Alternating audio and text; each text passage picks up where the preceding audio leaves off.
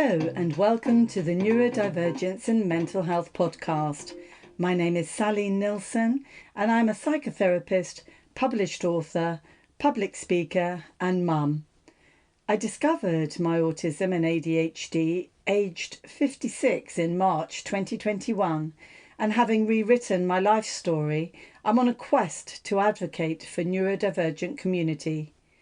I hope you enjoy listening to my incredible guests sharing their experiences of autism, ADHD, dyslexia, dyspraxia, dyscalculia, Tourette's and OCD.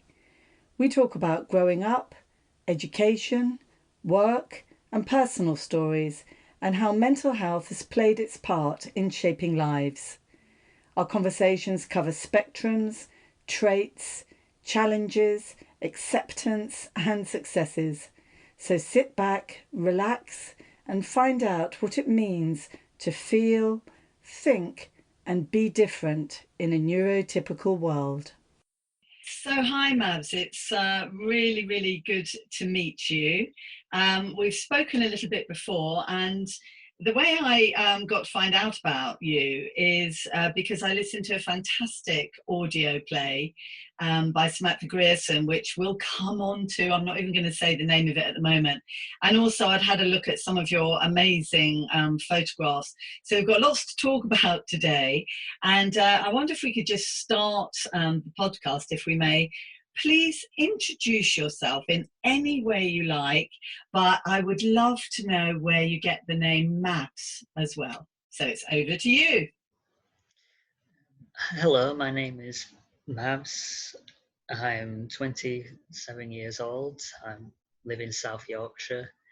The name Mabz actually comes from my initials. So it's Matthew Alexander Beet, and then just a Z added on the end. So Mabz Beet. Yeah.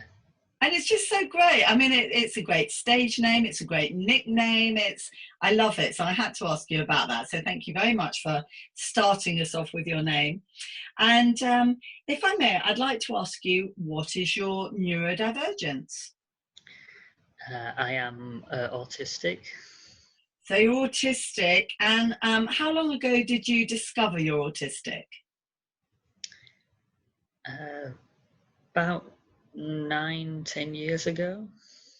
So 9-10 years ago. And did you say you're 20 now? 27. Oh, 27. Honestly, you look so young. Our listeners can't see you, but you have lovely skin. And so you're 27.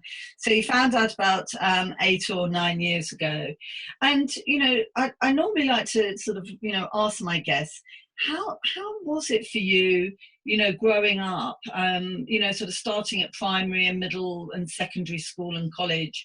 You know, how was it for you with your learning abilities or any struggles with education generally? You know, tell me how it was for you, Mabz. It was quite a struggle going through education, mostly being because of undiagnosed autism. So I didn't receive any kind of support or assistance with my studying. So things like exams and tests were quite difficult because I can be quite easily distracted. I find it hard to focus my mind on things like that, and also just sometimes like sensory things as well, you know, like the environment that you're in can be quite challenging. And it was a bit of an awkward time because I was undiagnosed autistic, so like I would be like stimming in school and people didn't understand what it was, so they would kind of find it funny, sort of laugh at it, but also because I didn't understand it as well. I didn't know why I was doing these things. Yeah, and that's really interesting, actually. So when my children were going to school, and it's actually a very good friend of mine, her son she knew he had special needs, but he wasn't diagnosed autistic. But he would flap a lot, and he'd be at the edge of the playground, and he wasn't joining in with people. He preferred to be on his own. But I haven't actually come across anybody who's said to me that they weren't aware of their own. They didn't know what it meant. So were you sort of flapping and not knowing what you were doing and drawing attention to yourself and the stims that you were doing and not liking it? Was that sort of thing happening? Yeah, exactly. Because I flapped a lot. I used to flap a lot as a kid, and I didn't know why, and nobody knew why. So people would sometimes say to me, "Just stop flapping." Yeah. But most of the time, like, just not even aware that I'm doing it. So I can't stop it. That must have been quite anxiety making. Did that sort of frustrate you and upset you? If people were saying stop flapping and you're thinking, well, I don't know why I'm doing it. It did. It was very. It made me very anxious. It made me want to kind of just withdraw from people and just want to be on my own. I can understand that. And, did it get to the point of any bullying? I mean, did you have either teachers or other kids at the school, picking on you and teasing you? Because, teachers, even now, they can be just as bad as kids, can't they? I don't think it ever really got that bad. I mean, some people would kind of like make fun of it, but I don't think it ever really, nothing like extreme, Not good. and but with teachers, I think a lot of teachers would sometimes like, because I would sometimes need things repeating back to me, like I need a lot of clarification, I need reassurance. So it's like when doing work at school, they tell you, right, this is what we're going to be doing, and then you just go off and do it. So I'd be going to a teacher and saying, oh, can you just repeat this for me? Can you just kind of explain this part to me again?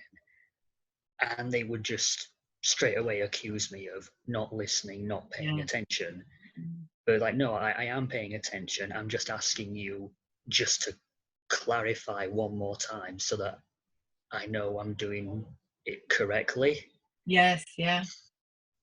And it's, yeah, I mean, I remember that myself. I think I had auditory processing disorder, and it was definitely a case of not hating being put on the spot, or definitely if there were multiple instructions for homework and things like that was really difficult.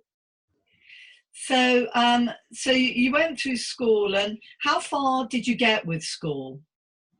Did you go to college? Did you go on to college? Oh, right. Yeah, I did go to college. Yeah. And what did you study when you were at college? Creative media, film and TV. Oh, and that, if I'd been younger, I would have loved to have studied that. And did you really enjoy that? What were the sort of favourite parts of that whole course that you really enjoyed? I enjoyed the process of making films, especially the editing. I found I really enjoyed editing visual and audio footage. Yes.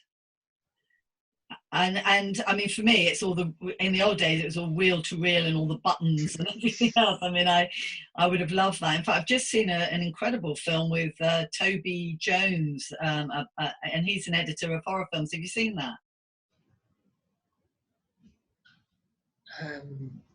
It's kind of a horror thing. It's Italian. What's it called? Oh yeah, I see. I don't know. Name blindness, but it's really, really good. Look it up. It's really excellent. So I've seen your incredible photos on Instagram, and they're from fashion shoots. They're a mixture of the clothes you're wearing and some really, really amazing body painting. And can you tell me a little bit about that, because you're a model, and I'd love to know about this part of your life. Tell me a little bit about that. I started doing that about 4 years ago now. And it was just something that I just felt like I wanted to explore, and it just seemed like kind of a creative thing to do in my in my spare time, really, and I just really got into it. And it's incredible, people, you've got a big following. You've got a big following on Instagram, and you have actually, if I'm right in saying, you've recently actually done a fashion show. So tell me about the fashion show and some of the outfits you were wearing. Yeah, I recently did a fashion show in Liverpool where I'd modelled for different designers. So modelling things like there was one designer who does leather jackets with prints on the back, and there was kind of like evening gowns and vintage fashion ensembles. And there was was that fashion show the one where I saw you in the most beautiful, beautiful, shimmering lilac pink dress, and it sort of came quite far down the dress, and then Yeah, you've got the most amazing headpiece, and it's not just that; it's your presence. You have such a wonderful way that you stand and that you hold yourself, and the expression on your face, and the makeup is absolutely lovely. I can really see that you enjoy it. yeah, thanks. No, I do. I really do enjoy it. Yeah. Well, I do recommend. I mean, we're going to put your links on at the end of the podcast, and please, please, please have a look at Mab's photos because they are just wonderful.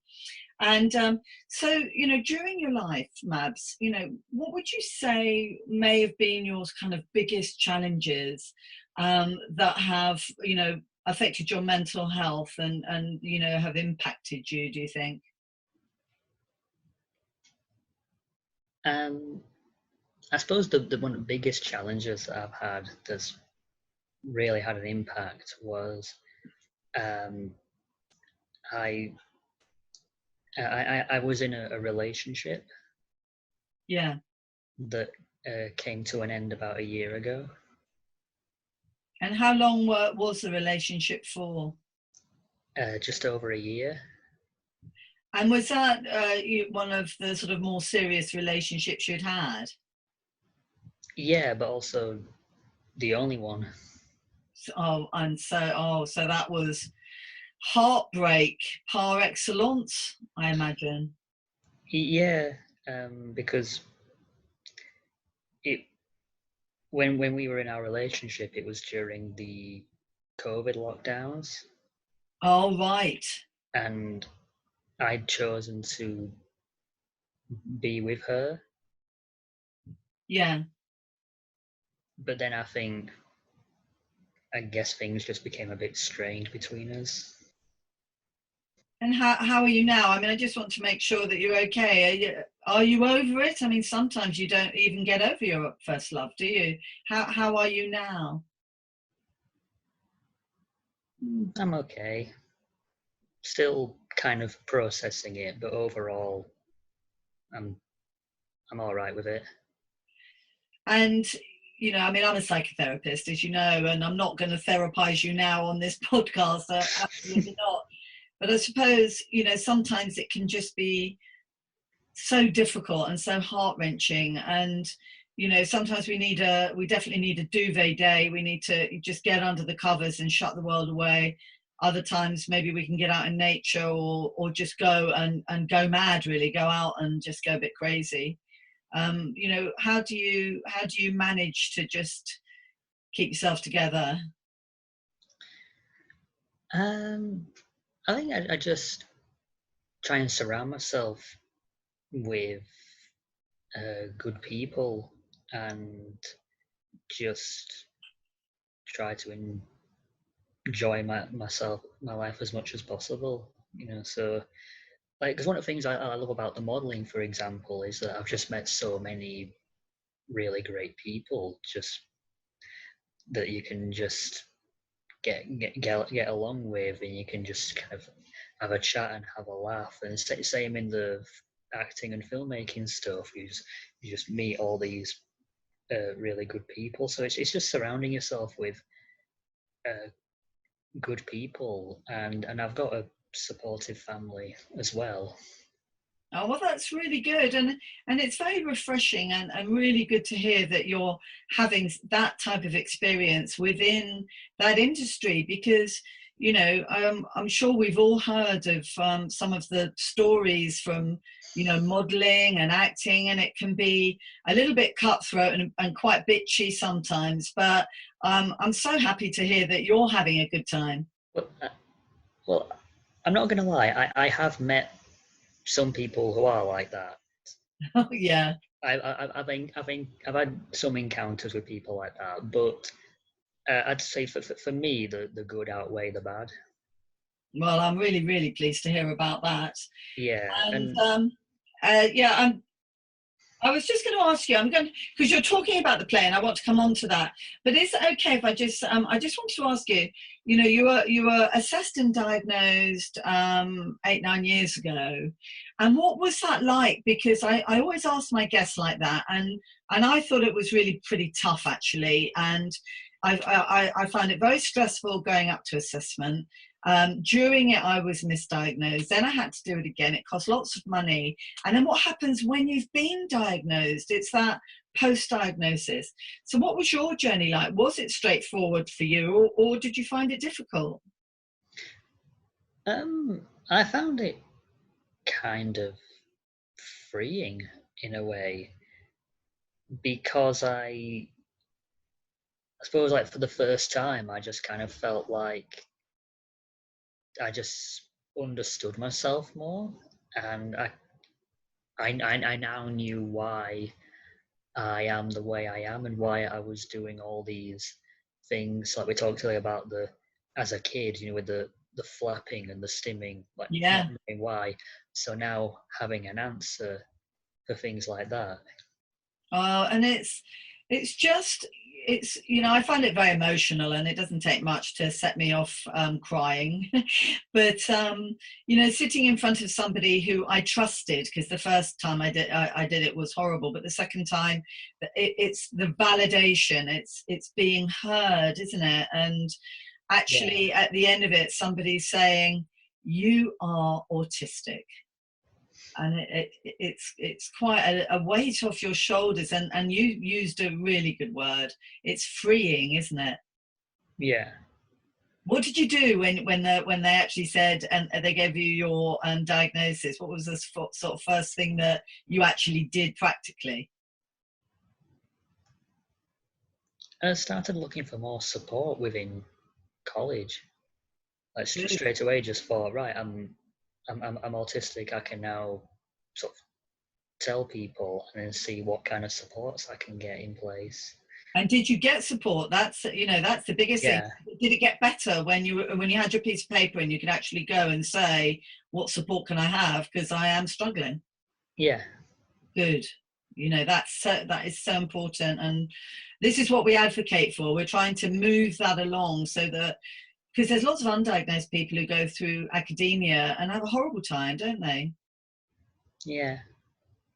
And it's we don't want to see that struggle, but it's work in progress. We have to work hard.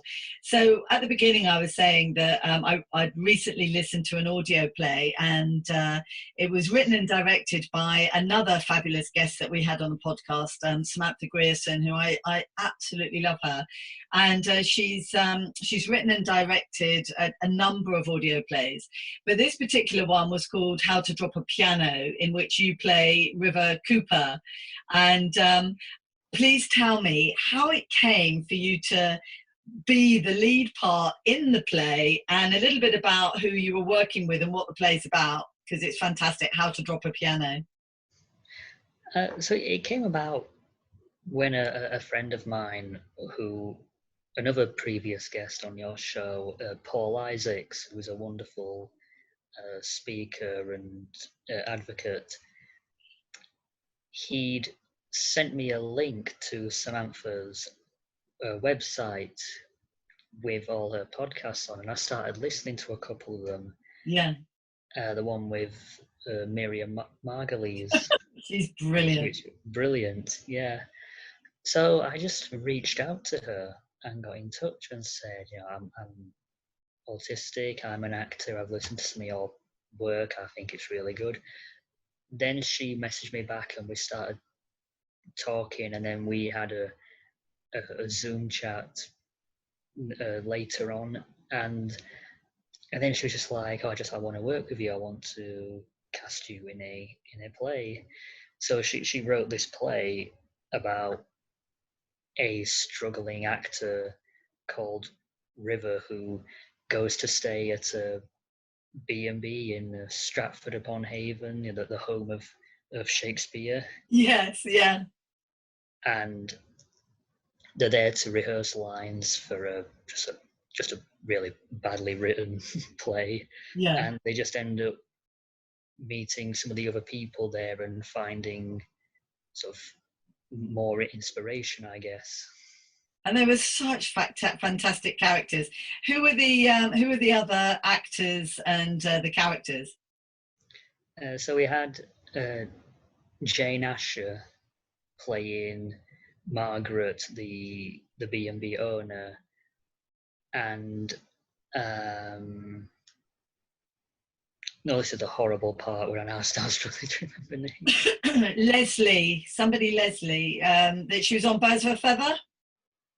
Yes. With the dark hair, yes, I can't remember her name. I know it's Leslie, and she was really good. But I loved Margaret. She loved you to bits, didn't she?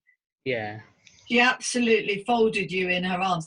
And I listened to the play around Halloween. What was the sort of connection to the spooky part in the play? What happened in the play that was a bit spooky? Oh yeah, we had a séance. You've got to have a séance. It's so good. And what I loved, because she was a hoarder, wasn't she? And they were, they were trying to get her to get rid of her stuff. And then it leads on to the sort of, the final scene. And it's great. So again, we'll put the link on for How to Drop a Piano. But your part and your character was really good. And everybody wants to love you and hope that your career goes forth and that you perhaps get into Shakespeare. But it's a fantastic play. So, I definitely put the link on for that. And, when we had a little bit of a chat before, I was really interested about this because I'm on LinkedIn quite a lot, and I'm always, shouting out about LinkedIn. It works very much for me as a 56-year-old late diagnosed autistic person. And I'm often seeing the National Autistic Society. And I think Jane Asher, is she the patron of the National? Yeah, she's the president. The president. National Autistic Society. Yeah, and that's absolutely fantastic. And I think, if I'm right in saying that it was through the National Autistic Society that you've actually got the job that you've been in for a while now. Is that right? Was it through the National Autistic Society that you got this job? Yes, I work for the National Autistic Society at one of their residential homes, caring for young autistic adults. And are you in Barnsley? Yes. Yeah, so I love that, Barnsley. I just love that. I'm going all Miranda now. Here we go, Barnsley. I love it. So you're in Barnsley and you're working with young autistic adults. And are they different support needs? Do you have autistic adults who perhaps might have learning difficulties? Tell me a little bit about your job, and also the fact that you're autistic as well, working with them, and how that helps.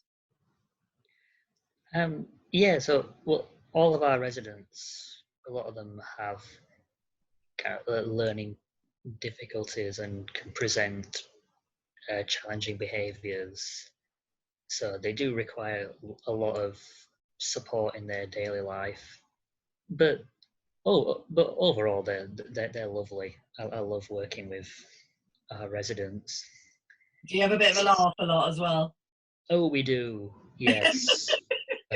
They could. Tell me. You've got to give me a little anecdote now. Tell me a funny little vignette. I'm putting you on the spot now. Sorry, Matt.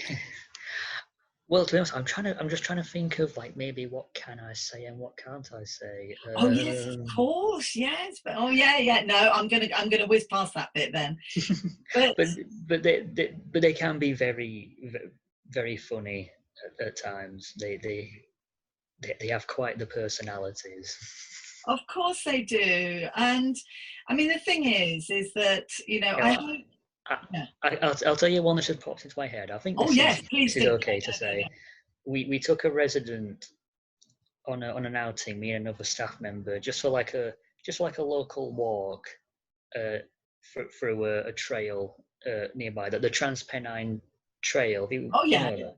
yeah. Yeah, through Transpennine Trail nearby, and he sort of ran ahead a bit. He got a bit too far ahead, so we called him back. We were like, "Come back here," and he just turned around and went, "Come back here," like very mockingly, and it's so funny. Oh, I love it because Yeah, a lot of people have got echolalia as well, haven't they? And they love they to have, yeah. echo what other people say and mimic what other people say. Mm. Did you do that when you were younger? I was absolute expert at that. I was always impersonating, improvising, mimicking, talking gobbledygook when I was. Yeah, yeah. I think, yeah, I did do that a lot as a kid. Did you have any particular phrase that you used to say? Do you remember? No, no, nothing that really stood out. No. There's a program back in the 70s called Are You Being Served? So for me, it was constantly, are you free? Sorry, it's so embarrassing, but anyway, I love all that. And I think, I don't know how many neurotypical people will listen to the podcast, and I hope they do. But I think, for a lot of neurotypical people, they just imagine autistic people to be, really struggling and really, having very, very high support needs, rocking and flapping and not being able to talk and shouting and misbehaving and everything like that. And actually, it's that thing, once you've met one autistic person, you've met one autistic person. You can be Exactly. Yeah. amongst autistic people and just discover that, you know, I'm writing a book called The Alien Within because I have felt like an alien, but we're not aliens. We're the same as everybody else. It's just that we have some quirky things that we do. But if you get to know us, we're quite fun, really, aren't we, Mabz? Yeah. We absolutely are. Yeah. So, Because a lot of the residents that I work with, they are like that. They do have high support needs, and they can be quite challenging in their behavior. But they're also into things like, they like to go for walks, and they enjoy music. They love sitting and listening to music, and one of my residents, she loves watching the Shrek movies. Who doesn't like watching Shrek? I Yeah. absolutely love watching Shrek, and certainly my son's bedroom smell like the swamp. So I love Shrek, but have to say I'm binge watching Grey's Anatomy at the moment. But anyway, they've got enough series on that one. Blimey. So when you're not working really, really hard, taking part in photo shoots and fashion shows and all the rest of it, what do you do? How do you relax? I usually relax by I like to play my video games. I enjoy just playing games and watching movies and TV shows. What's Just your favourite film and what's your favourite TV show? I've done it again. I keep putting you on the spot. I'm not the biggest fan of that question. There's too many. There's too Honestly, I many. think too many to think of. But that's good though. That's good. I mean, you're watching lots of different things, but I only like to watch a horror film at lunchtime to calm me down, or Grey's Anatomy on a loop. Yeah. Well, no, I do enjoy watching a lot of different things. Yeah, I mean, at the moment, for the past few days kind of been scrolling through Netflix just to try and find all kinds of different things to watch. Yeah, I have to say, I'm not terribly impressed.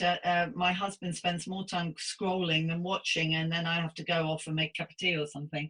So, Mabz, I really hope that as as you go forward, that more opportunities are going to be coming up for you. And you were telling me earlier, you've got something coming up that you're a bit excited about. What's that? It's a casting day for a modelling agency. And that is exciting. Where's that going to be happening? In London.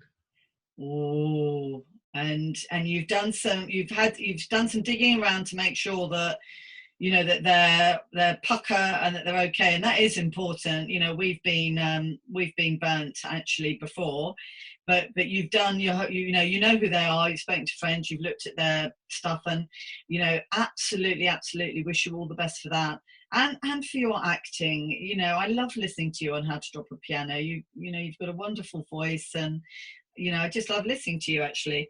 But I do like to ask all of my guests as the last question, if it's okay, because we're all there in some way to help somebody else. If we can do one thing that can help somebody else, then I think it's a good thing, really. So the question is, it's a big question, but just answer it in your own way, however you want to answer it. How would you like to see positive change at home, at school, and in the workplace to help all neurodivergent people be included and respected as valuable members of society? Wow. I think really the answer is just more education, more awareness. We just need to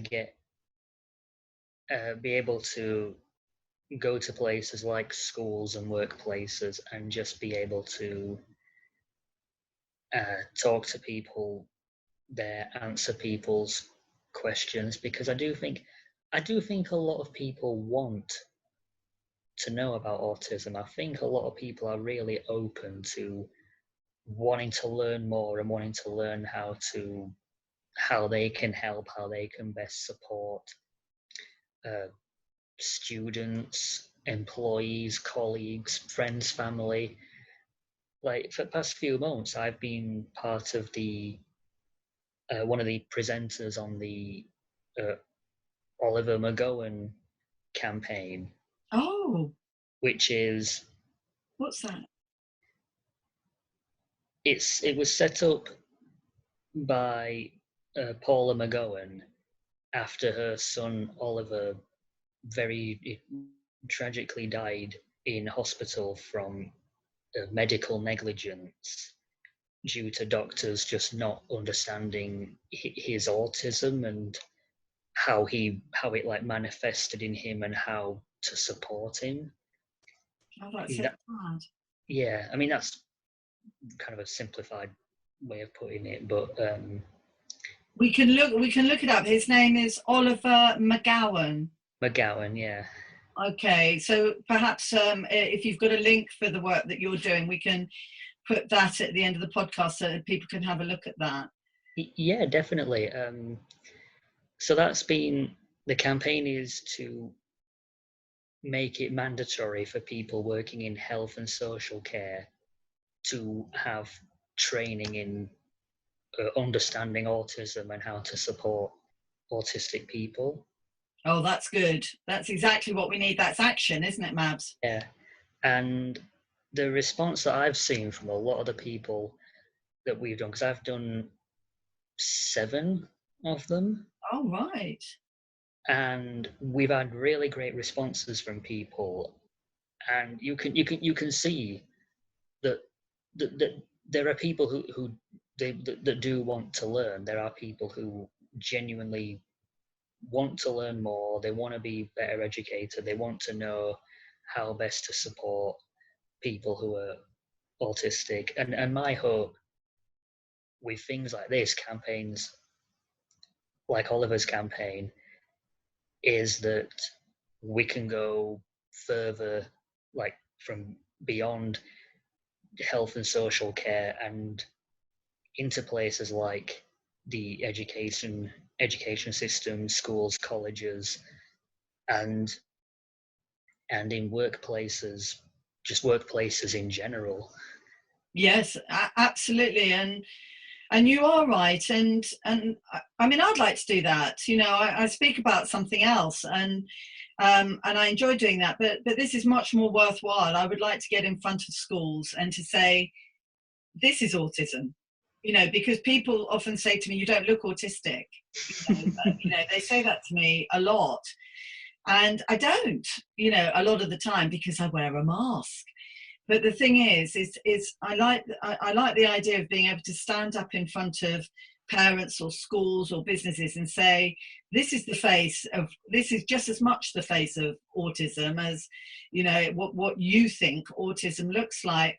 And it might even help people who are not diagnosed, who are wondering about themselves, wondering whether maybe they've got ADHD or autism, or they're, you know, or undiagnosed dyslexia or anything, or why are they ticking, or why, you know, why are they so terrible at maths, you know, all these different things. But it is about action and getting up, and it's great that you're, well, you're right in amongst it, because you're working within a, you know, a social field, and you're helping with this campaign, and it's just absolutely amazing. So, Mabz, thank you so much for coming on the podcast again. I've loved talking to you today. I wish you all the best, and I'll definitely keep following you and looking at your beautiful, beautiful photographs. And good luck with the fashion shoot. Thank you. Take care. You All too. the best. Take care. Bye, Mabz. Lovely speaking to you. You too. Bye. Bye-bye. Thank you very much for listening to the Neurodivergence and Mental Health podcast. Links and resources will be at the end in the show notes. I very much look forward to meeting you again. Thanks for listening. Bye.